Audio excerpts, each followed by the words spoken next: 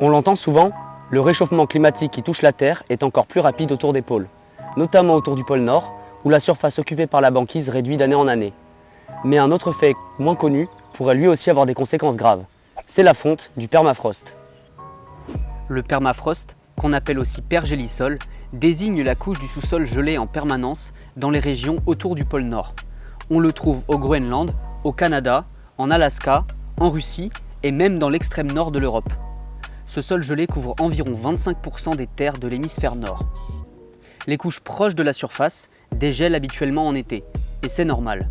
Ce qui est nouveau, c'est qu'avec le réchauffement climatique, le permafrost fond de plus en plus en profondeur. C'est comme ça que par endroits, des couches du sol dégèlent pour la première fois depuis plusieurs dizaines de milliers d'années. Et ça pose plusieurs problèmes. Le fait le plus directement visible est l'affaissement des sols, qui provoque parfois l'effondrement de bâtiments. Car dans le Grand Nord, beaucoup d'infrastructures sont bâties directement sur le permafrost. Donc lorsqu'ils fond, le sol se ramollit et les bâtiments situés au-dessus s'écroulent.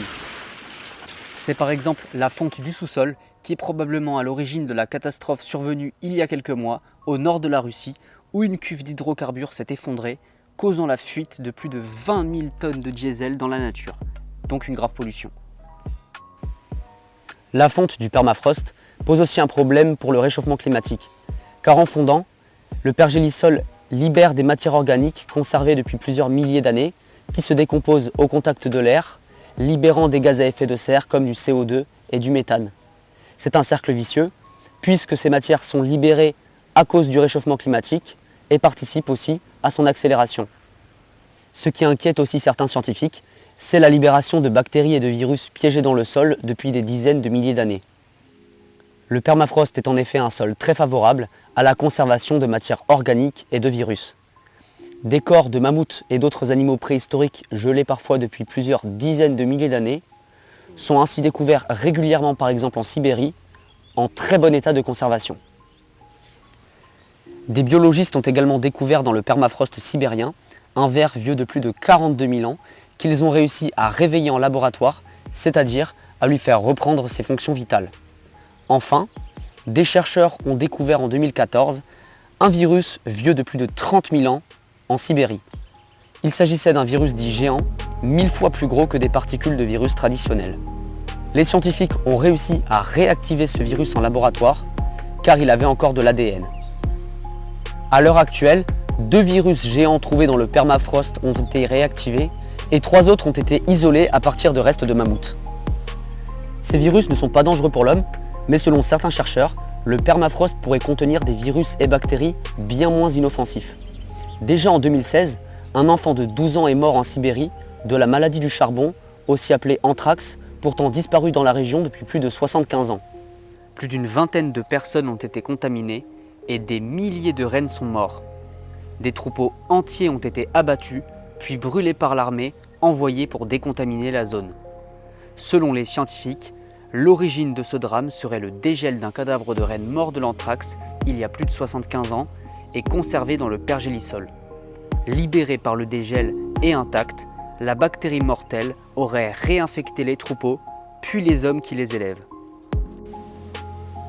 Pour l'instant, les bactéries et virus qui ont été retrouvés dans le permafrost sans avoir été extraits par l'homme se situaient dans les couches supérieures de ce dernier, c'est-à-dire celles les moins anciennes. Les maladies qu'ils provoquaient étaient donc connues de la médecine moderne et pouvaient être traitées. Celles vieilles de plusieurs millénaires en revanche pourraient nous être totalement inconnues. Et selon plusieurs chercheurs, il n'est pas impossible que des bactéries et virus dangereux pour notre espèce et contre lesquels nous n'aurions aucune immunité ni connaissance soient libérés du permafrost durant les prochaines décennies. D'autant plus que les régions en question, pour l'instant assez peu fréquentées par l'homme et donc peu propices à la rencontre entre notre espèce et ses agents pathogènes, tendent à être de plus en plus peuplées et exploitées. Certains scientifiques, comme Jean-Michel Claverie, virologue à l'université Aix-Marseille qui a participé à la découverte du virus géant de Sibérie, s'inquiètent de l'exploitation croissante de ces régions.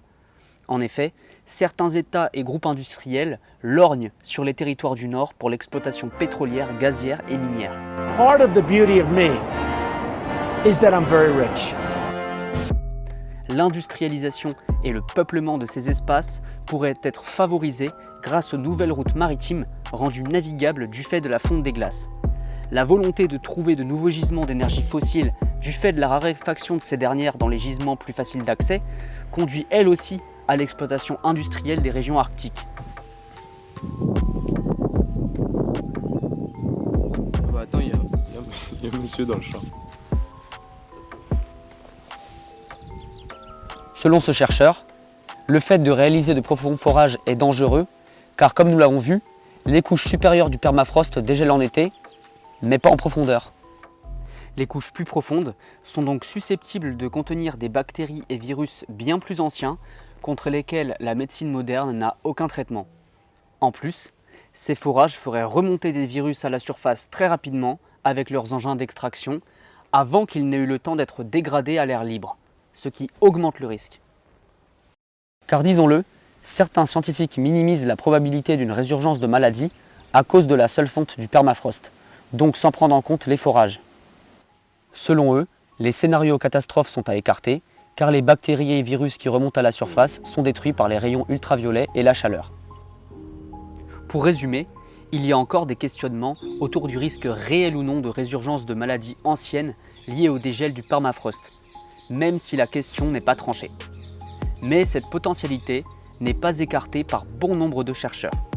Certains spécialistes ont d'ailleurs appelé l'OMS à se pencher sur cette question et sur des études en paléomicrobiologie de manière générale dans une lettre ouverte publiée en mars dernier, en pleine crise du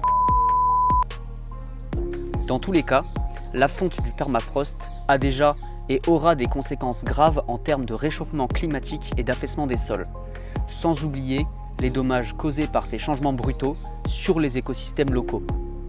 Si la fonte du permafrost se poursuit au rythme actuel, il pourrait avoir totalement disparu d'ici 2100.